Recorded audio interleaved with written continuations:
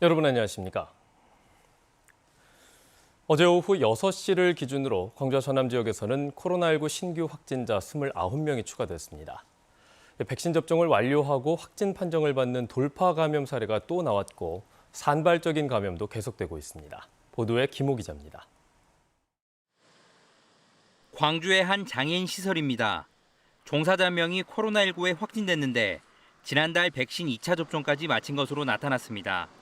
백신을 맞고도 감염되는 돌파 감염 추정 사례로 방역당국은 접촉자들에 대한 검사에 들어갔습니다. 광주 전남에서는 최근 일반 병원부터 코로나19 전담병원까지 고위험 시설의 종사자가 확진된 사례가 이어지고 있습니다. 2차 접종을 마치고 2주가 지났지만 감염되는 사례가 반복되고 있는데 가족과 지인에 이어 환자까지 연쇄 감염 양상을 보이고 있습니다. 광주의 한 병원에서는 의료진 3명을 시작으로 주변인들을 포함해 모두 8명이 확진되자 병원 전체 종사자와 입원 환자, 외래 환자까지 1000여 명에 대한 전수검사에 들어갔습니다. 막바지 휴가철에 고향을 찾은 가족과 접촉한 이후 감염되거나 타 지역을 방문하고 돌아와 확진되는 사례도 계속되고 있습니다. 방역당국은 대규모 집단 감염은 없지만 돌파 감염과 산발적 감염이 함께 발생하고 있는 만큼 언제 어디에서든 감염될 수 있다며 주의를 당부했습니다.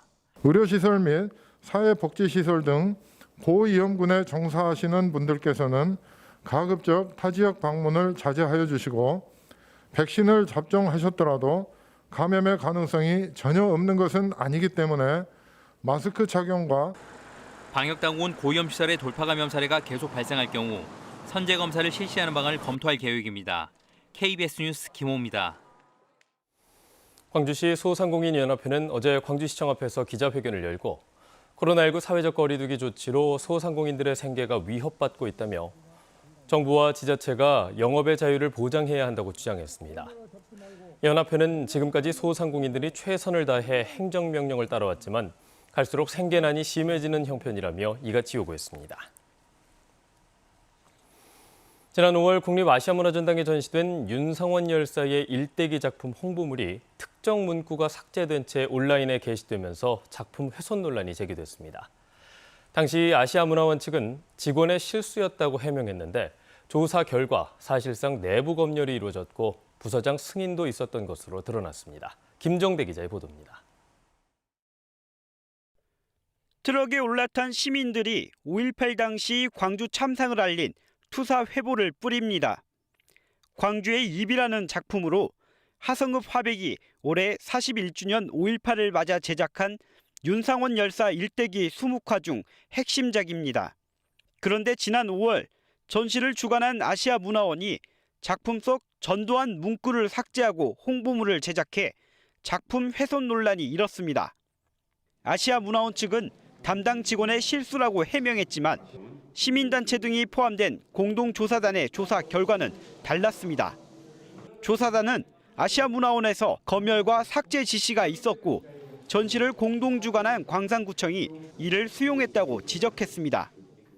아시아문화원 직원의 검열과 삭제 지시, 아시아문화원 전 민주평화교류센터장의 승인, 광산구청의 수용과 기획사의 삭제 지시, 국립아시아문화전당의 사실상 동의 등이 당시 담당 직원이 작품에 적힌 전두환 문구가 국가기관 전시 홍보물에는 부적절하다는 판단에 삭제를 제안했고 작가의 동의 없이 부서장 등의 승인이 이뤄지면서 홍보물에 해당 문구가 빠진 것으로 조사됐습니다. 아시아문화원 측은 자체 감사에 이번 조사 결과를 반영하겠다고 밝혔습니다. 단순한 직원들의 실수라고 이야기하기에는 너무 저희들 예술인의 입장으로서는 상처가 큰, 그리고 잊을만 하면 이게 또 한 번씩 발생하게 되는 공무원들을 비롯한 그런 예술에 대한 인지도. 공동조사단은 아시아문화원 측의 역사의식 부재와 표현의 자유 침해가 사실로 확인됐다며 공식적인 사과와 재발 방지 대책을 촉구했습니다. KBS 뉴스 김정대입니다. 지난해 4월 진행된 나주시 환경미화원 채용 비리 의혹을 수사하고 있는 검찰이 나주시청을 압수수색했습니다. 광주지방검찰청은 어제 나주시청 시민소통팀과 총무과에 수사관을 보내 환경미화원 채용 관련 서류 등을 압수했습니다. 검찰은 채용 과정에서 공무원이 특정인 선발을 위해 영향력을 행사했는지 등을 살펴보고 있습니다. 앞서 이 사건을 수사한 전남경찰청 반부패 수사대는 지난 4월 변호사법 위반 등의 혐의로 나주시청 공무원 2명을 포함해 4명을 불구속 기소 의견으로 검찰에 송치했습니다. 현대사의 비극 여순 사건이 발생한 지 73년 만에 특별법이 통과되면서 내년부터 본격적인 진상조사가 시작됩니다. 위원회 구성부터 진상규명과 명예회복 전 과정이 제대로 이루어지는지 감시하고 견제할 여순 사건 범국민연대가 출범했습니다. 하선아 기자입니다. 일기 진실화해위원회가 밝힌 여순 사건 희생자는 1237명, 1949년 전라남도 조사 기록에 남겨진 희생자 수의 10분의 1에 불과합니다. 정부 차원의 진상조사가 시급한 이유입니다. 여순특별법 통과로 국무총리 소속 여순 사건 진상규명 및 희생자 명예회복위원회와 전남도 소속 실무위원회가 내년 출범합니다. 특히 중앙위원회는 출석과 자료 요구 등 권한을 가지고 향후 2년 동안 진상조사를 하고 진상보고서 채택과 희생자와 유족 결정 등에 대한 주요 사항들을 심의 의결합니다. 중앙위원회의 활동이 여순 사건 진상규명의 핵심인 셈입니다. 이 중앙위원회의 역할 감시를 위한 민간 차원의 단체가 꾸려졌습니다. 여순 사건 지역 대표들과 전국의 전문가들이 참여하는 여순 사건 범국민연대입니다.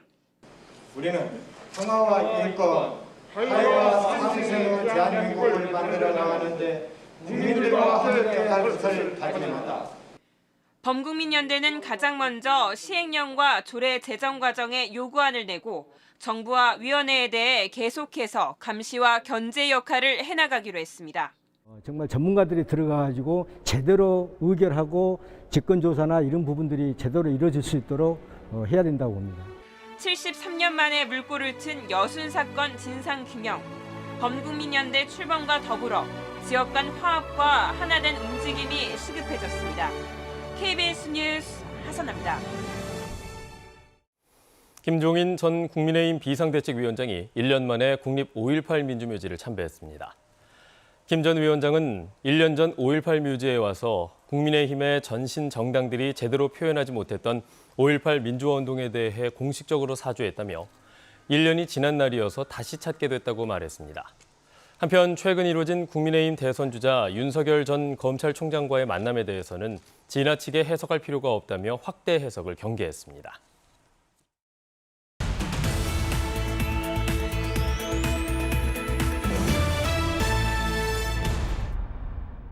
무안군이 24회 무안연꽃축제를 온라인 축제로 막을 열었습니다. 연꽃을 배경으로 한 다채로운 행사는 폐막일인 오는 22일까지 무안연꽃TV 유튜브와 축제 홈페이지를 통해 중계됩니다. 나주시와 영산포 마을관리협동조합이 청년 창업교육 프로그램을 운영합니다. 만 19세 이상 청년을 대상으로 한 이번 강좌는 바리스타 교육 등 청년 창업 역량 강화 프로그램을 매주 2차례 20회에 걸쳐 진행합니다. 광주 광산구가 감염병 확산 등으로 심화되는 불평등 문제에 대응할 수 있는 방안 마련을 위해 광산 마을 이슈 포럼을 열었습니다. 이 자리에서 참석자들은 취약계층에 대한 돌봄 공백 확대와 동네 일자리 창출 등에 대해 다양한 의견을 나눴습니다. 보성군이 오는 10월 1일부터 4일 동안 제23회 서편제 보성소리축제를 무관중 경연대회로 개최합니다. 이번 대회는 코로나19 상황에 따라 대규모 공연은 진행하지 않고 경연대회는 실시간으로 유튜브를 통해 중계됩니다. 지금까지 단신브리핑이었습니다. 광주 평동 2차 산업단지 폐기물 처리 시설 용지 안에 소각시설을 설치하는 계획이 백지화됐습니다. 광주시는 광주도시공사와 사업자가 최근 소각시설을 설치하지 않는 조건으로 용지 매매 변경 계약을 체결했다고 밝혔습니다. 지난해 7월 체결된 계약에는 사업자가 소각 매립시설을 설치한다는 내용이 담겨져 있지만 새 계약에 따라 평동 2차 산단 폐기물 처리 시설에는 소각을 제외한 매립만 이뤄지게 됐습니다.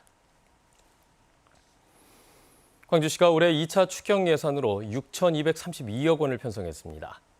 광주시는 정부 지원 방침에 따라 국민 88%에게 1인당 25만 원을 지급하는 코로나 상생지원금 3,066억 원을 포함해 광주 상생카드 할인지원금 490억 원과 긴급 복지 지원 118억 원 등이 포함됐다고 밝혔습니다. 이번 예산안은 시의회 상임위원회와 예결위원회 심의를 거쳐 다음 달 10일쯤 본회의에서 처리 여부가 최종 결정될 예정입니다. 코로나19 확산이 장기화되면서 지역 소상공인 등의 어려움이 계속됨에 따라 국세청이 자영업자 등의 세무 부담을 덜어주기로 했습니다. 광주지방국세청은 어제 세무관 서장 회의를 열어 코로나19 장기화로 어려움을 겪고 있는 자영업자와 소상공인의 세무 검증을 완화해서 올 하반기에 세무 부담을 덜어주는 국세 행정을 펼치기로 했습니다. 금호타이어 노조가 사측의 전향적인 임금 협상안 제시를 요구하며 농성에 이어 간부 파업에 들어가는 등 투쟁 수위를 높이고 있습니다. 금호타이어 노조는 지난 17일과 18일 광주와 곡성공장 아변공정 점거농성에 들어간 데 이어 어제부터는 노조 간부 40여 명이 파업에 들어갔다고 밝혔습니다. 한편 금호타이어 사측은 코로나19 장기화 등 경영 여건이 어려운 상황에서 기존의 잠정 합의안이 최선이었다며 점거 농성을 중단하라는 입장입니다. 한국기자협회가 KBS 광주방송총국이 보도한 무늬만 에너지밸리 생산지 세탁 의혹을 이달의 기자상 지역기획보도 방송부문 수상작으로 선정했다고 밝혔습니다. KBS의 보도 이후 한전전력에 납품하는 기자재 업체들이 나주에서 직접 생산해야 하는 규정을 어기고 다른 곳에서 물건을 들여오는 실태에 대한 점검 등 후속 조치가 이루어졌습니다.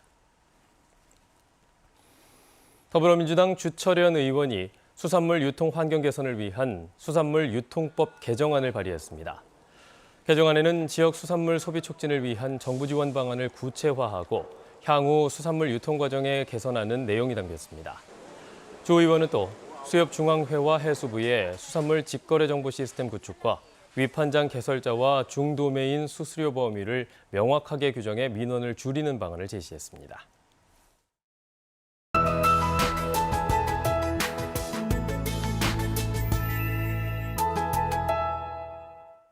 아침 공기가 확연하게 달라졌습니다. 비교적 선선해졌는데요. 다만 오늘도 낮더위는 계속되겠습니다. 가끔 구름 많은 가운데 광주와 목포 30도, 순천 31도까지 올라 무더위가 이어지겠습니다. 오늘 밤부터는 정체전선이 북상하면서 2차 장마, 가을 장마라고도 불리는 비가 시작이 되겠습니다.